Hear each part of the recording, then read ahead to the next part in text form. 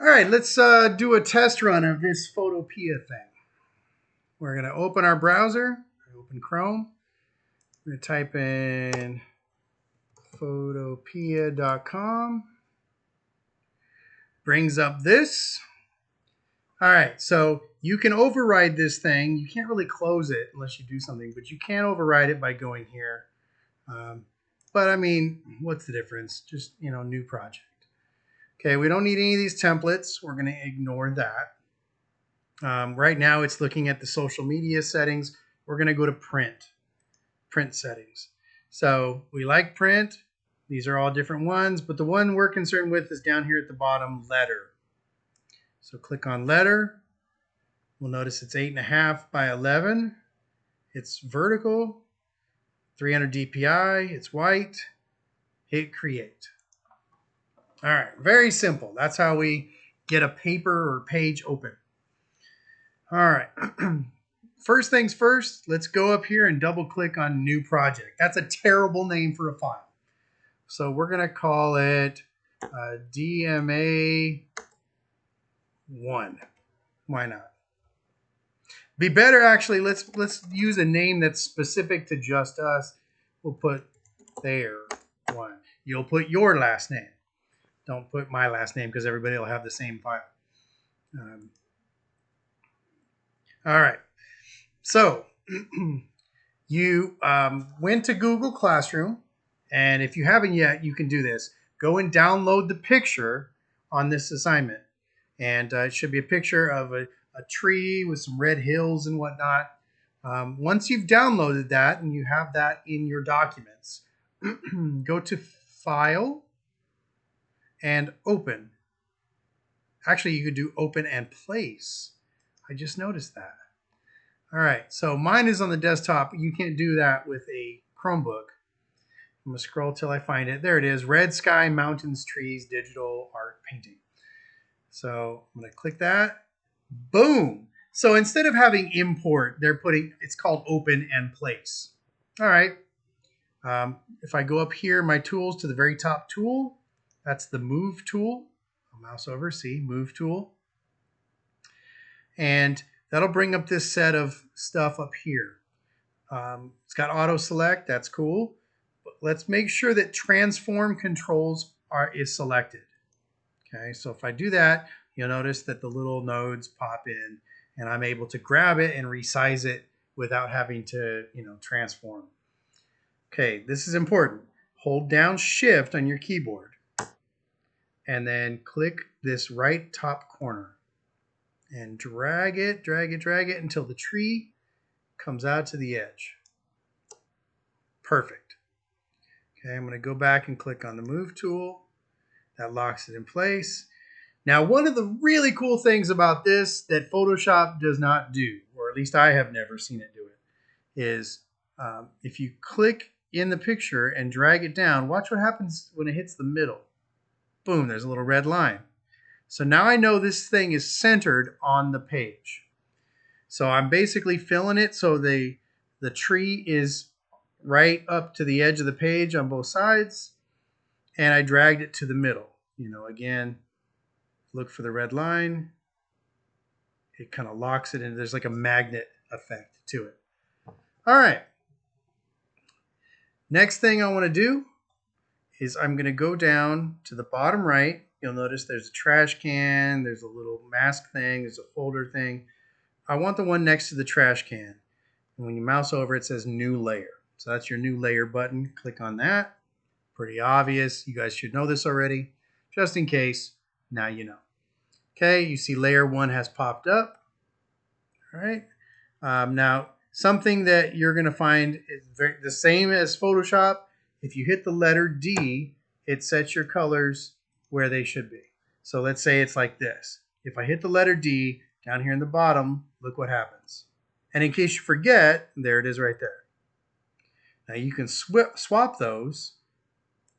And if you hit D again, it puts it right back to black on top, white on the bottom. All right. Next step, I've got my new layer. My colors are set correctly. I'm going to look for the paint bucket. Okay, it's not here. So I'm going to go to this gradient tool, and if I right click on it, you'll see that the paint bucket is underneath. Click on that. So now I have the paint bucket. The only thing that's kind of a bummer is the tool doesn't change when you take it over to the pasteboard. Usually on Photoshop, it would be a little bucket. I guess that's one of the ways that this thing works faster without having to change the cursor every time. So get over to this open area, make sure you're on layer 1 and not on your picture, and click. All right, I just painted over the top of my picture. That's not what we want. So go back to the move tool. Okay, and then I'm going to go over to the layers palette, and I'm going to click on layer 1 and hold it down and drag. Now see how that little black line came up? I'm going to drag it under the red sky mountains trees until that little black line pops up and let go. Okay, so now that layer is below red sky mountains trees. Okay, go up here. If you want, you can turn off the transform controls box, and that way you can see what this looks like without that thing in the way. All right, that looks pretty good. I like that. I feel like we need to put some stuff up here and down here, so let's start with our text. Now the problem is the text, if you look up here, that's the color of the text. So we're going to change it now, that way we don't have to mess with it later. So before you even make a text box, go up here. You can change the color here, or you can choose one of these pre-made colors here, like white right there. So I'm going to choose it to white and hit OK.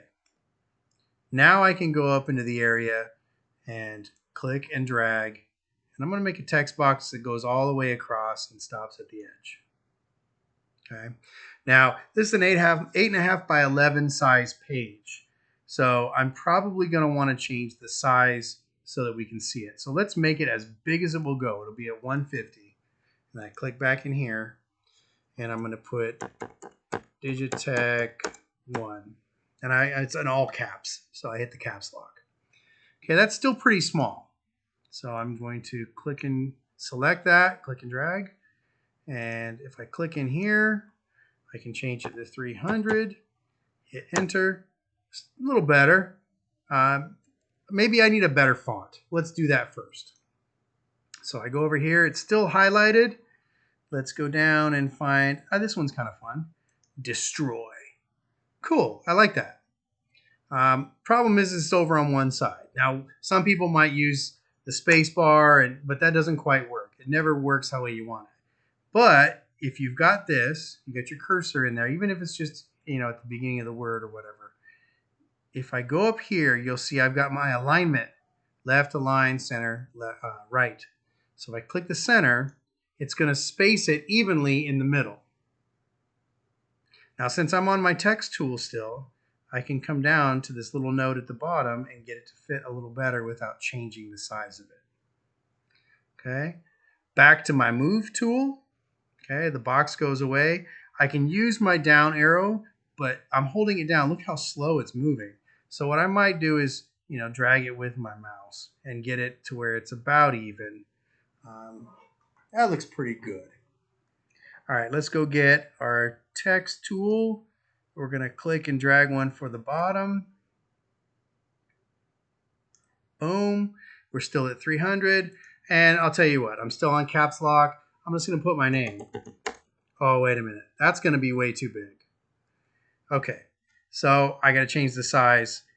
I recommend doing this first because it's harder to get it all. It won't do like Photoshop and you can grab the whole thing, as far as I know. So let's change this maybe to 200 and see if that's better. Oh, yeah, that should fit. Cool. I'm going to try and make that the same size or bring it in a little smaller. Okay, I got to adjust it a little bit. Cool. It's a little boring. Tell you what, let's go to the text tool. I'm going to click in here and highlight it. If I can get it to highlight, there we go. And click on the color and let's change it to yellow. Okay, let's see what that looks like. Yeah, that's okay. I don't mind that. All right. I think that's a good place to stop. We've done some cool stuff. Problem is we haven't saved yet. Okay, but we did rename it, so that's good. So let's go to File, and we're going to save it as a PSD. Now, normally in Photoshop, when you do that, a window will pop up and it'll ask you where you want to save it. This one doesn't give you that option. Every time you click Save as a PSD, it's going to drop it into the Downloads menu or the Downloads folder. Okay, so here's what I'm going to do. I'm going to click on that arrow. Instead of clicking on the thing, I want to click on the arrow. And I'm going to Show in Folder. Now that's going to open the Downloads folder. Okay, I'm going to leave that open for a minute. Okay, now I can't turn in a Photoshop file. I need to turn it in as a JPEG. So if I go File and Export As, normally you could do Save As, but this doesn't do that like Photoshop. So this gives it the options like this.